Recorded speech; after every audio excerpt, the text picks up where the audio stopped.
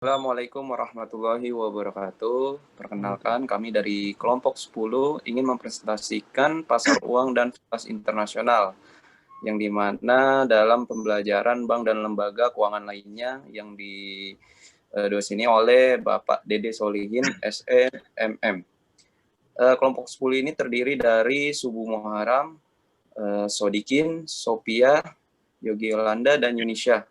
Langsung saja kita ke materi. Yang pertama itu ada pengertian pasar uang yang akan disampaikan oleh Subuh Muharam. Saya persilahkan.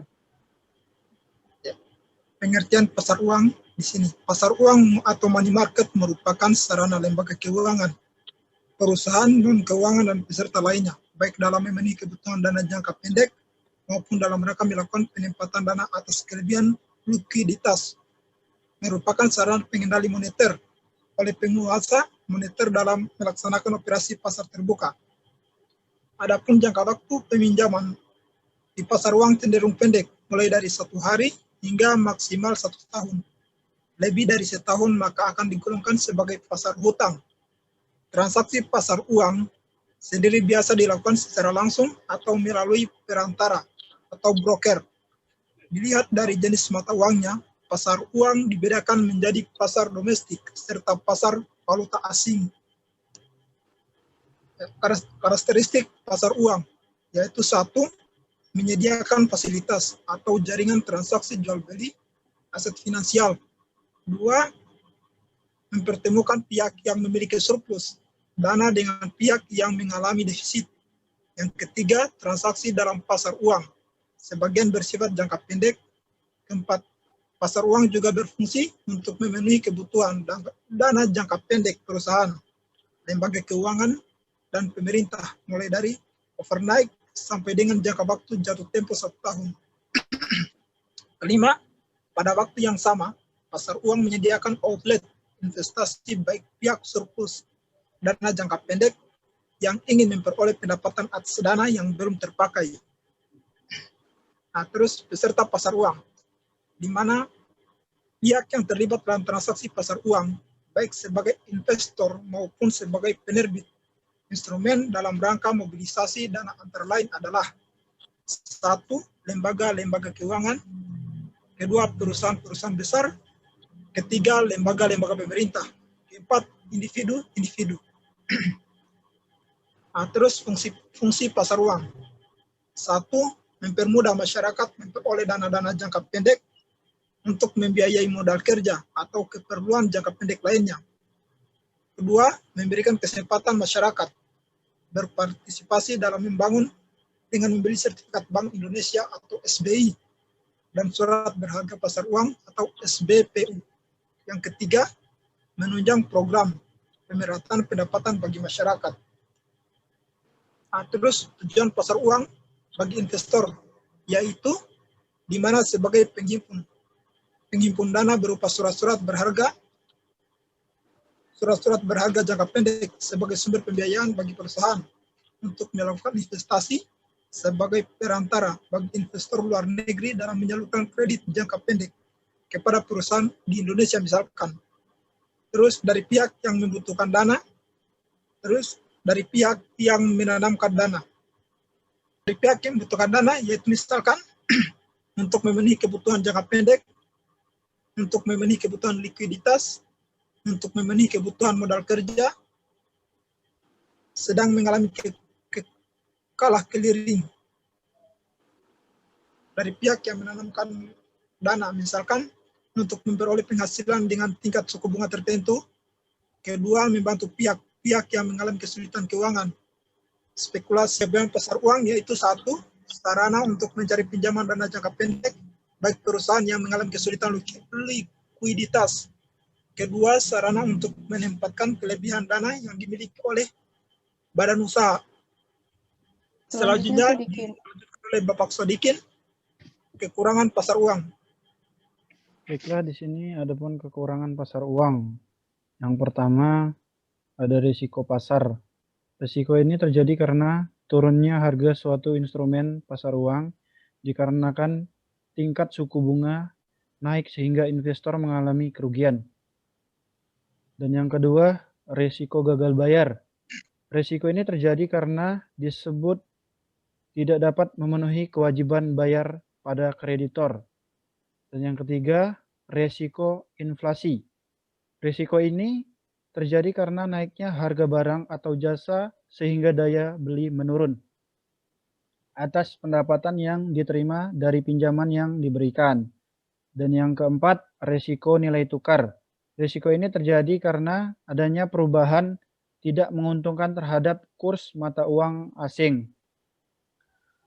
Adapun jenis risiko pasar uang, yang pertama risiko pasar, dan yang kedua risiko reinvestment, dan yang ketiga ada risiko gagal bayar, yang keempat risiko inflasi, terus yang kelima risiko valuta, keenam risiko politik, dan yang terakhir marketability atau liquidity risk.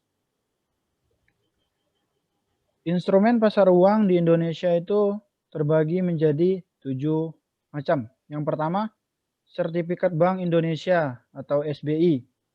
Dan yang kedua, surat berharga pasar uang atau SBPU. Yang ketiga, sertifikat deposit. Yang keempat, commercial paper. Yang kelima, call money. Dan yang seterusnya, repurchase agreement, dan yang terakhir bankers acceptance. Instrumen pasar uang internasional terbagi menjadi beberapa macam. Yang pertama, treasury bills. Yang kedua, federal funds. Ketiga, commercial paper. Yang keempat, negotiable certificate of deposit. Dan yang kelima, bankers acceptance atau BA. Terus repurchase agreement, dan yang terakhir bill of exchange. Adapun indikator pasar uang, suku bunga pasar uang antar bank atau RP. Volume transaksi pasar uang antar bank, terus suku bunga pasar uang antar bank, terus volume transaksi pasar uang antar bank. Yang berikutnya JIBOR atau Jakarta Interbank Overnight Rate. Dan yang terakhir suku bunga deposit rupiah. Adapun indikator pasar uang suku bunga deposit atau USS. Yang pertama nilai tukar rupiah atau disebut dengan kurs. Yang kedua suku bunga kredit inflasi. Yang ketiga indeks atau harga konsumen. Dan yang terakhir sertifikat Bank Indonesia. Selanjutnya ada pasar falas. Pasar falas memperdagangkan valuta asing atau uang asing dan sebagai lembaga pasar di mana orang dapat memperoleh fasilitas untuk melakukan pembayaran atau menerima pembayaran dari penduduk negara lain. Secara umum, permintaan atau penawaran valuta asing dilakukan di bursa valuta asing yang diselenggarakan oleh bank atau lembaga keuangan lainnya. Falas secara sederhana bisa didefinisikan sebagai mata uang yang digunakan sebagai alat pembayaran pada transaksi perdagangan internasional. Sama seperti mata uang lainnya, falas juga memiliki nilai kurs yang resmi dan tercatat dalam bank sentral.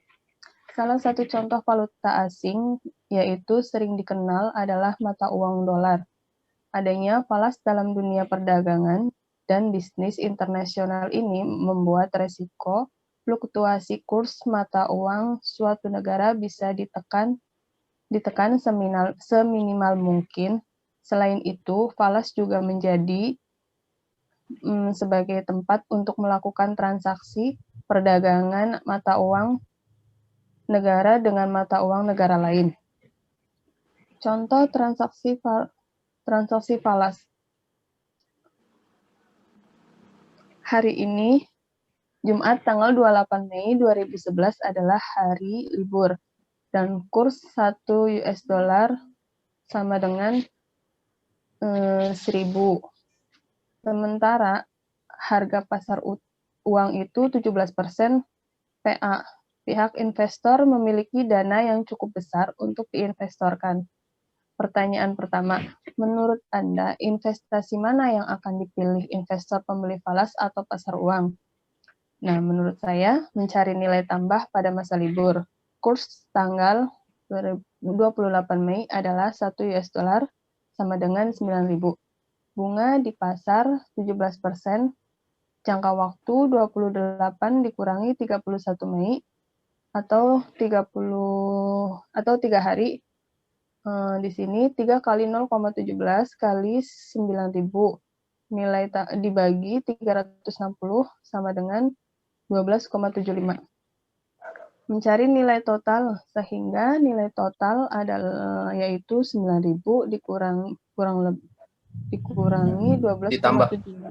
Oh, ditambah Ya, ditambah 12,75 sama dengan 9.012,75.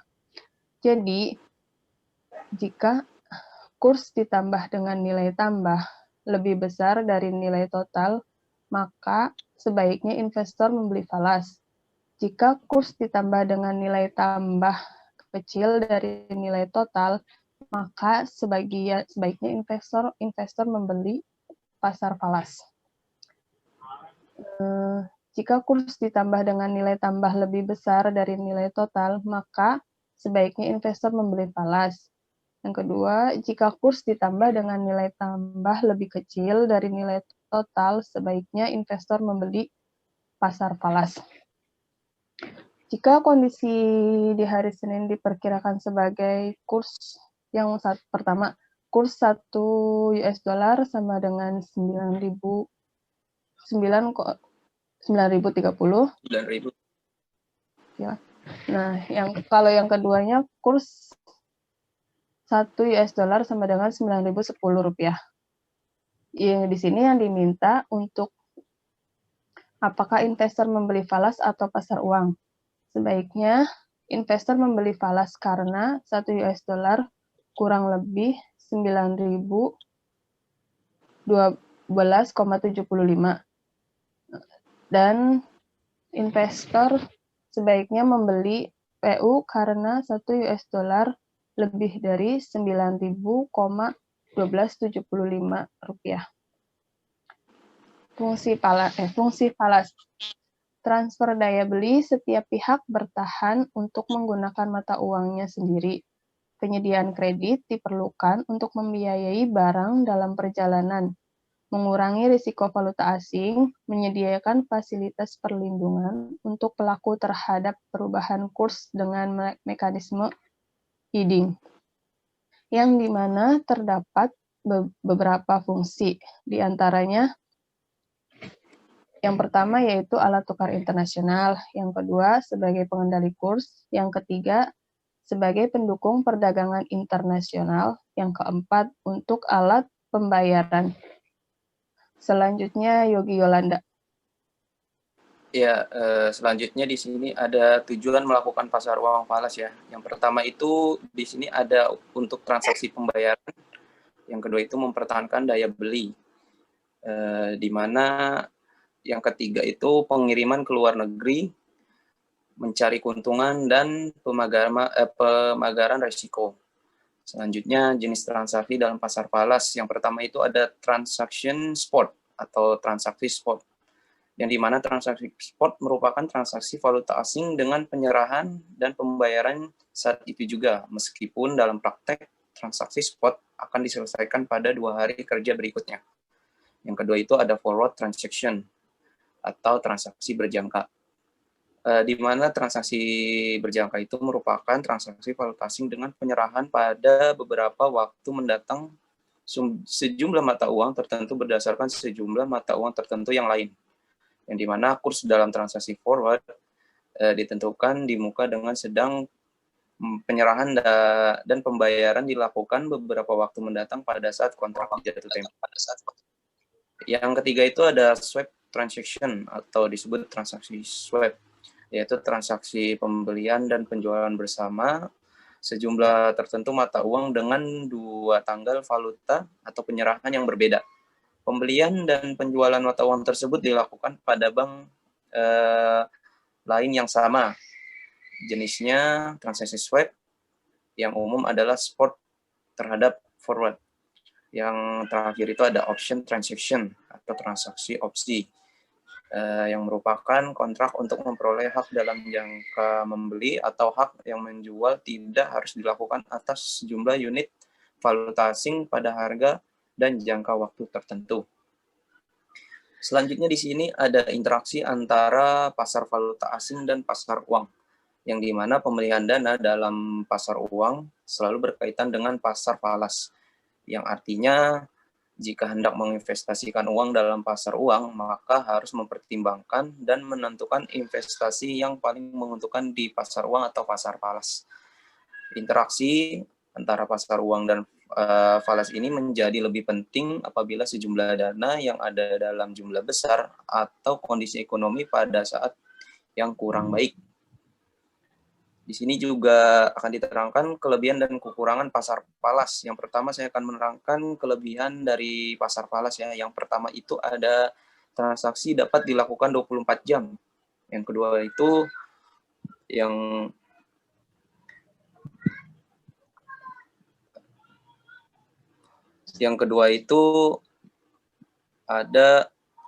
ada harga yang stabil terhadap setiap mata uang yang ada tidak turun drastis.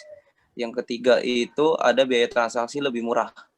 Yang keempat ada kenaikan ataupun penurunan harga pada mata uang bisa dijadikan keuntungan apabila dapat mengambil kesempatan. Yang kelima ada daya beli investor melebihi jumlah modal yang ada. Di sini juga ada kekurangannya. Yang pertama itu ada risiko kurs pertukaran tidak bisa didapatkan dan sulit diprediksi. Yang kedua sangat sudah dilakukan oleh masyarakat menengah ke bawah. Yang ketiga asal negara menjadi pengaruh kesuksesan karena terdapat risiko yang muncul karena campur tangan dari pemerintah pada mata uang yang diperdagangkan. Kesimpulannya dari penjelasan di atas tentang tinjauan umum pasar keuangan internasional, dapat disimpulkan bahwa bisnis internasional dipermudah oleh pasar keuangan internasional, yang menyebabkan perdagangan falas dan aliran modal berjalan lancar. Antara negara, pasar keuangan itu sendiri dapat berupa pasar uang atau money market, adalah keseluruhan permintaan dan penawaran dana-dana, surat-surat berharga atau instrumen finansial jangka pendek yang mempunyai jangka waktu 1 tahun atau kurang dari 1 tahun dan dapat disalurkan melalui lembaga-lembaga perbankan, memberikan kesempatan masyarakat berpartisipasi dalam membangun dengan membeli sertifikat Bank Indonesia atau SBI, dan surat berharga pasar uang atau SBPU.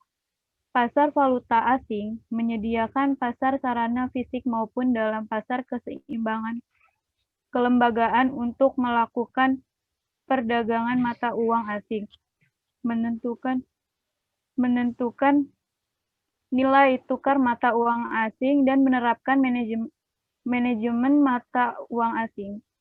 Pelaku pasar uang antara lain dealer, perusahaan atau perorangan, spekulan, bank sentral, dan pialang. Jenis-jenis pasar valuta asing yaitu pasar spot, pasar forward, currency future, dan currency option. Pemilihan dana dalam pasar uang selalu berkaitan dengan pasar uang. Artinya, jika kita hendak menginvestasikan uang dalam pasar uang, maka kita akan selalu mempertimbangkan kegiatan yang terjadi di pasar falas. Demikian pula sebaliknya, hal ini dilakukan untuk menentukan investasi mana yang paling menguntungkan di pasar uang atau falas. Interaksi antar pasar uang dan falas ini menjadi lebih penting apabila jumlah dana yang ada di dalam jumlah besar atau kondisi ekonomi pada saat yang kurang baik. Dari presentasi kami, kurang lebihnya mohon maaf. Wabillahi taufiq wal hidayah. Wassalamualaikum warahmatullahi wabarakatuh.